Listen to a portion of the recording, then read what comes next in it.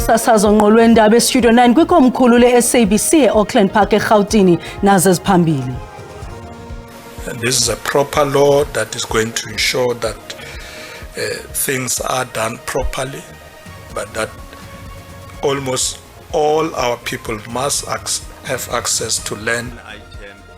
Usekela mongameli welu Paul Mashatile uqinisekisa bembeli ngobume bomthetho wokubuyiselwa komhlaba. Ngisathanda ukuthi amaphoyisa athola abantu abayenzile isenzo lesi abasenzile lesenzo batholakale labantu nakhona futhi bakwazi ukuthi bafinyelele engalweni yomthetho nakhona. Amapolisa kwaZulu Natal asungule iphulo lokuzingela abahanelwa abahlanu ngokwayamene nokugetyengwa kwamadoda amane emandeni kweliphondo.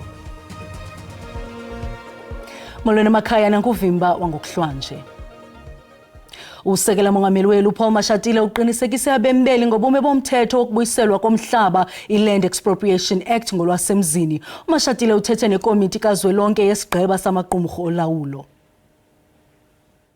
Emva kwentswahla ithendi kwihlabathi jikelele mayela nomthetho wokubuyiselwa komhlaba, usekela mongameli weli uPaul Mashatile usebenzise intetho yakhe kumhlangano weLekgotla wekomiti yesigqeba sajikelele iSalga ukudandalazisa ilubala nayiphi na imiba engaqondakali incakasana ngokuphathelene nomthetho wokubuyiselwa komhlaba esithi ulilinge lokuphumelelisa ukubandakanyeka koluntu kuqoqosho. There are those who are scared, of course, because they interpret this Expropriation Act as giving the government just unfettered powers of land grab. That's not the case. And this is a proper law that is going to ensure that things are done properly, but that almost all our people must have access to land to be able to be productive. Kambe ke mayela nemiba yorhulumente wasekuhlaleni usekela mongameli ukubalule izicwangciso zobambiswano ezithe zaqulunqwa zanikezelwa ezandleni zesebe lolawulo ngobambiswano nemicimbi yezemveli iCOGTA ngamafutshane. Kananjalo Mashatile ukwaphakamise umba wenkxaso-mali yorhulumente wasekuhlaleni ekhankanya indima ekudingeka ukuba idlalwe ngamaziko karhulumente. At the beginning of the new administrations after independence, there was a particular view on municipalities and the kind of revenue base we thought they have. And that must have informed the issue of how we manage, the sharing of revenue in terms of the national fiscus. That needs to be reviewed now that we know the reality. Ukanti ke ukuqala ngendlela engcono amatyala atyalwa omasipala, Mashatile uthe makuthiwe ntsho kwakubize njengesisombululo esisodwa sokunqanda ululwabhici nalapho imali etyalwa ngamaziko karhulumente iza kutsalwa kuhlahlo lwabiwo-mali lwawo ze ibhatalwe koomasipala abatyalwa imali. Imibutho yoluntu iSoweto Electricity Crisis Committee ne-United Front ikuchaza ukucuthwa kokusebenza kombane lento kuthiwa yi-load reduction ngolwasemzini njengenyathelo localucalulo kwezombane besithi lijoliswe kubantu abangathathi ntweni. Le mibutho ebivele kwiseshoni yekomishoni yamalungelo oluntu eSandton eGauteng ephanda ngesikhalazo sokuba ukucuthwa kombane kukunyasha amalungelo. Kwiseshoni yesibini yoluviwo olunsuku ntathu ngolwamvila lokucuthwa kombane njengelungelo loluntu ikhankanyiwe yokuba okucuthwa kombane inkqubo ekhethekileyo ejoliswe kwimpula zikaLjaca. Kwingxelo eyenziwe ngomlomo ezinye iinkalo zoluntu zilikhuphela tsole lokuba okucuthwa kombane yinkqubo ethile kudlelwa ngayo indlala abazizigculelo. Ukanti Eskom yona ithi le nkqubo ziziphumo zokufakelwa kombane ngamathunzi obumnyama nokubiwa kwawo. Imibutho yoluntu iyakukhaba oko. Load reduction is energy racism from our point of view. Load reduction is a form of load shedding, planned power failures to stabilize the electricity grid. Load reduction is planned power failures carried out primarily in poor, black working class areas.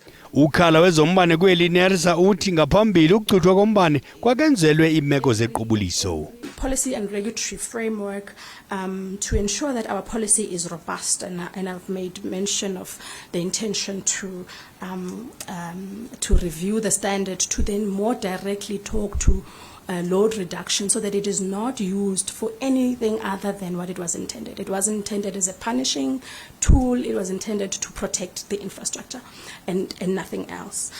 Le nkqubo yekomishoni yamalungelo oluntu iphonononga ukuba ngokucuthwa kokusebenza kombane ingaba ukunyashwa amalungelo oluntu kusenina. Lack of transparency. Abaqhubi baza kuhlawula ngokuthe xhaxha ngamafutha ezithuthi ukusukela ezinzulwini zobusuku namhlanje. Isebe lezimbiwa linqinisisile ukuba zombini iintlobo zepetrol ziza kunyuka nge-82 cents ilitha nganye, logama idizili iza kunyuka nge-R1 cent ne-R1 cent ilitha nganye. Kwangaxesha linye amakhaya aza kujamelana nokunyuka kweparafini nge-R1.29 cents yaye irhasi ye-liquefied petroleum iza kunyuka nge-42 cents ikilogram nganye. Xabiso wezithuthi alindeleke ukuba athi xhaxhe kule yomdumba nanjengoko eza kunyuka amaxabiso amafutha wezithuthi ngomso. Isithethi sesebe lezembiwa uRobert Make unqamanise okukunyuka kwamaxabiso nerandi ye-ethe-ethe kanye namaxabiso eoli aqatselayo ukunyuka. The reason for this fuel price adjustment are the higher oil prices and weaker rand against the US dollar during the period under review. The freight or shipping costs for LP gas were higher on average during the same period. Kananjalo imanyano ye-SAFTU ithi okukunyuka kwamaxabiso kungaqatselisa ukuxinga kwenkali etyeni kwezezimali okusele kuxinanisa abemibeli. As Statistics SA has shown, about 6.5 million of people who earn around 5,400 rands per month. Now, if you factor in the electricity and then you factor in the cost of food, which the household food basket is hovering around 5,300. You already see that with these two items, just food and electricity alone, the working class is unable to manage. Ukanti ke ingcali zezoqoqosho zilumkise ngokunyuka kwamafutha wezithuthi okungalindeleka kwakhona kweyokwindla ukutsho ngoMarch ukuba irandi isaqhubeka nokuqhoxeka. Kwalapha ezindabeni baxhalabile abahlali emva kokudlakazwa kwamangcwaba kwanyamalala imizimba kodwa masiqale evenkileni.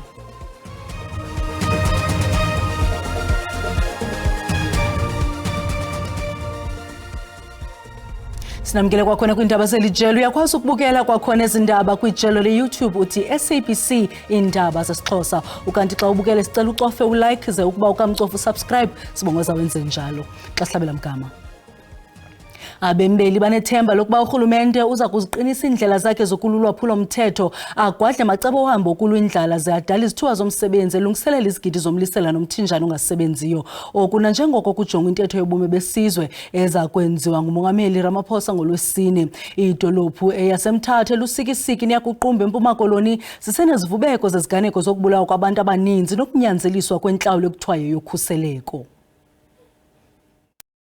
Idolophu yasemthatha yayisakuba sisixeko sephandle lasaziwa ngeTranskei. Ingqongwezi idolophu zasezilalini ezincinci kwiminyaka nje emibini edlulileyo besoloko ithe gqulu ukuhlaselwa lulwaphulomthetho kuquka udushe lonoteksi, ukuhlawuliswa oosomashishini nabahlali imali ngonqevu, nto leyo yakhokhele ekubeni amashishini amaninzi avale mba. Abahlali beqoqwediswa bekwanyanzeliswa ukuba bahlawulwe imali eyaziwa ngokuba yi-protection fee okanye bazishiye indawo zabo.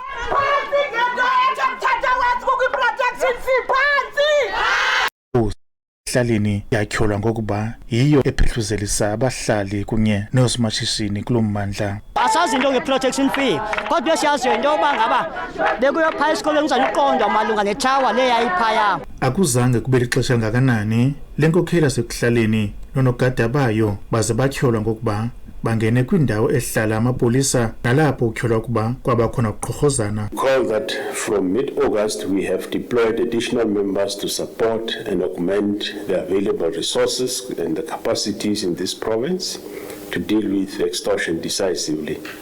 Iqondo lokuqoqodiswa kwabantu abaxhamla kwimali yesibonelelo i-Road Accident Fund lithande ukonyuka kwaqoqodiswa amalungu osapho lunye asithandathu kuquka nomntwana oneminyaka nje emibini kuphela ezelwe. Kwaze kwathathwa imali ephantse ibisisigidi seerandi, nto leyo yashiya ulusapho lukhwankqisekile. Ukubulawa kwabantu abali-18 kwilali yaseNgobozane ngaphandle kwasebusikisiki kothusa ilizwe loMzantsi Afrika. Abantu bethu babhubhile, izihlobo zethu zibhubhile, abantu abebezovusa amakhaya abasekho ngoku, but ke ngoku apha si-entertainer abantu ababuleleyo. Ndinkululeko Nyembezi, iindaba ze-SABC, eMpuma Koloni.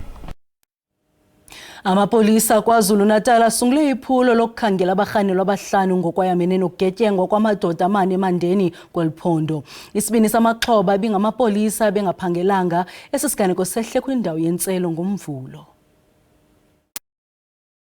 Umphakathi waseBhidla ngemuva kwesigameko esenzeke izolo ebusuku. Kuthiwa kube nokuhelizisana phakathi kwephoyisa ebelisemagcekeni yale ndawo yokucima ukoma nabalisa abahlanu. Labalisa kuthiwa babe sebeyalidubula leli phoyisa labaleka langena ngaphakathi balilandela base bedubula ke nelinye iphoyisa kanye namalungu omphakathi amabili. Kwenzeka lesigameko nje lamaphoyisa abengekho emsebenzini.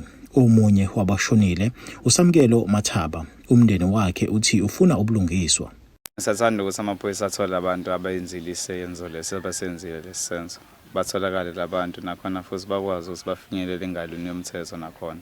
Abantu abaphunyelwe umphefumulo abangani abantu sihlala nabo everyday usuku nosuku. Ade nginabo izolo ngoba kwenzeka lesi sigameko lesi. Amaphoyisa athi awayazi imbangela yalesigameko. We have spoken to several people, those who were there and those who could have seen what happened. So we are following some leads. We believe that it's a matter of time before we uncover the faces of those who are responsible for the murders. Amaphoyisa athi ayivalile le ndawo yokucima ukoma ngoba ibisebenza ngokungemthetho. Amanye amalungu omphakathi amane alimele ngesikhathi kwenzeka lesigameko aphuthumiswe esibhedlela. NginguSimphiwe Makhanya wezindaba ze-SABC ngisemandeni. KwaKweliphondo iKwaZulu-Natal amapolisa anqinile kuba kubanjwe umrhanelwa omnye ngokuphathelene nokuphangwa kwesithuthi semali kuhola wendlela u-N2 eThekwini ngalentsasa.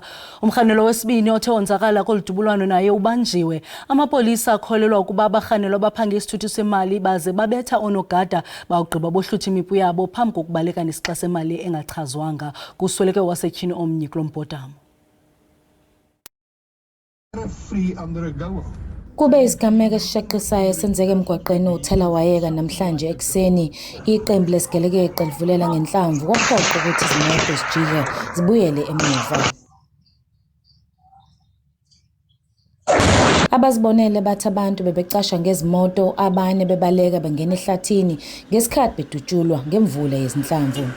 Labasola kuthiwa bayilalele unyendle imoto ethwala imali bayikhiphe emgwaqeni ngaphambi kokuthi bayiqhumisa ngebhomu. Amaphoyisa athi kulimale onogada bathathu balashwa abosizo lokuqala ngaphambi kokuthi baphuthunyiswe esibhedlela esiseduze. Ngokusho kwamaphoyisa abasola bazama ukuduna abashayeli bebedlula kwakhona abalimalayo. Ngesikhathi sebebaleka kube sekudubuleka abantu abathathu ebebehamba ngebhasi, kwaphinde kwadubuleka abantu ababili bebehamba ngezinyawo emgwaqeni uHigginson Highway. Endaweni yesithathu kuSilver Glen Drive eChatsworth abasolwa badubule balimaza unogada obezama ukubajaha.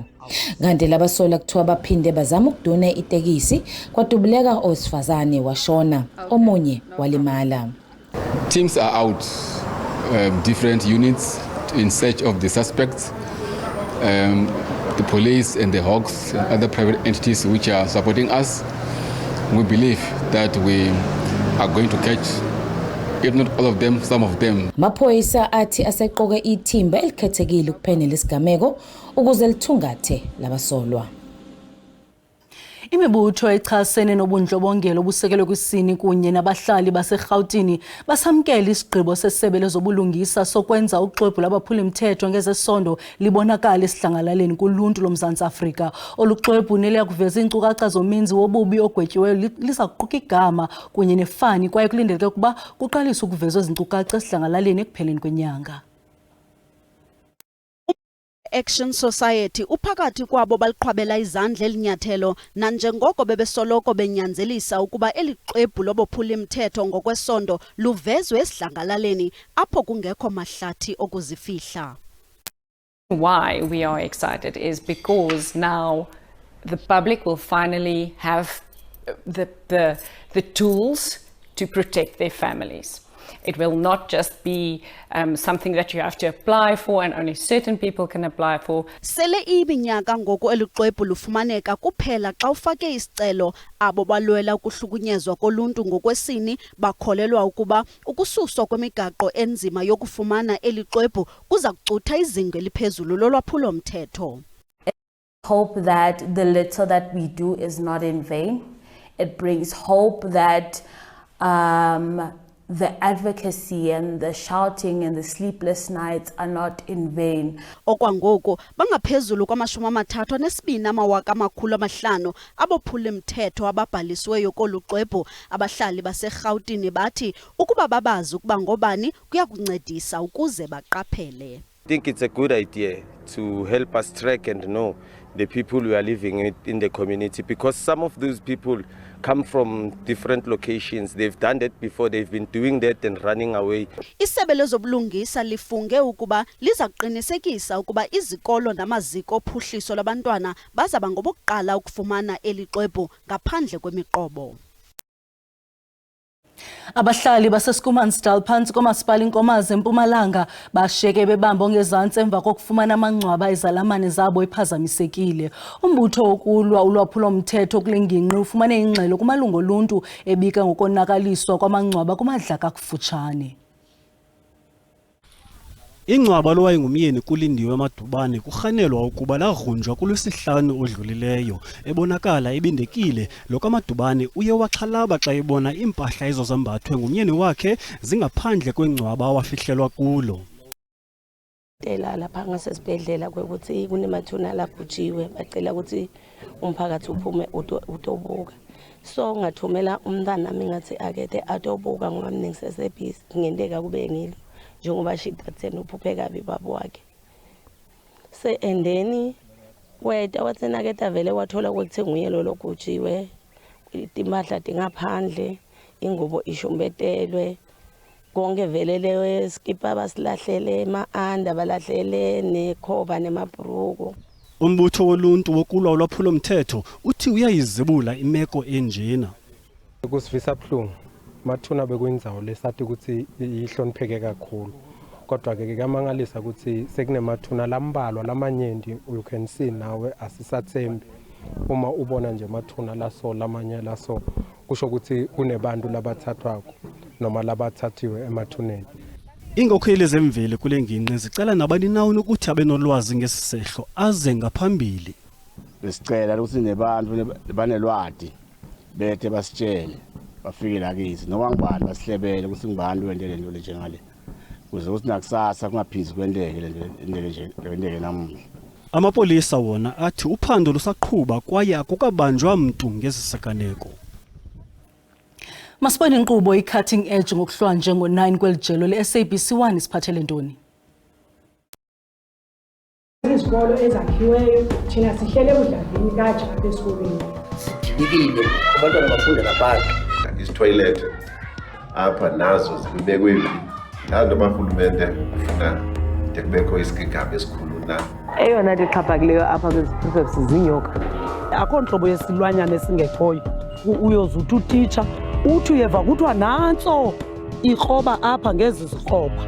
Into bangaba abantwana bahlale phansi kwe-decent structure is a constitutional imperative. Kudala ndihoboloza kuhobolozeke ke kuba asikwazi ukuthula kusonakala. Ngaloo ndlela siwuqonqothile uvimba wangokuhlwanje sinikhumbuza zangomso sizanoxa bethu ngesizulu kamnandi mawethu.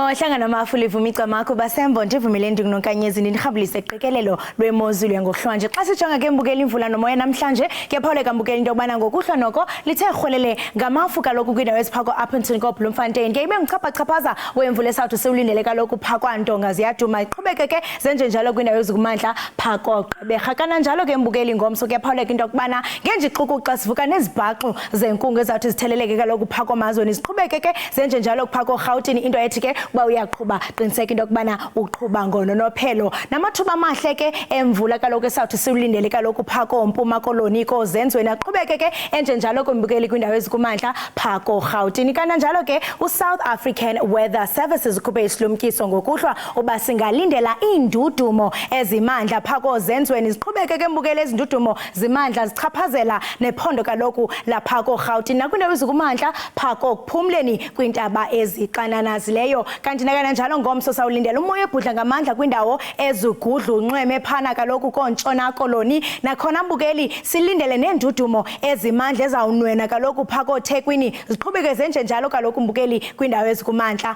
phako Gauteng. Kananjalo ke ngomso sijonga amaqondo obushushu athande ukuba phezulu ke futhumele kakhulu phako Phalaborwa 40 degrees liqatha uBhobhoyi phako Richards Bay ibe 28 degrees koThekwini ibe nguye u27 kanti ke phako Sajonisi mbukeli kuyaphawuleka into yokubana nguye u23 degrees. Singene ke napha kwaBhaca mbukeli phako Mount Freko Qumbu koTsolo kanti mbukeli khona lifudumele ngaye u22 degrees. Ekomani liqatha uBhobhoyi nakhona ngo31 degrees koCradock nakhona kuyaphawuleka mbukeli into yokubana lifudumele kanti phako indaba eziqananazileyo ngu36 degrees. Ndisatsho ndithi maziqhume inqawe emaxhekweni iXhosi.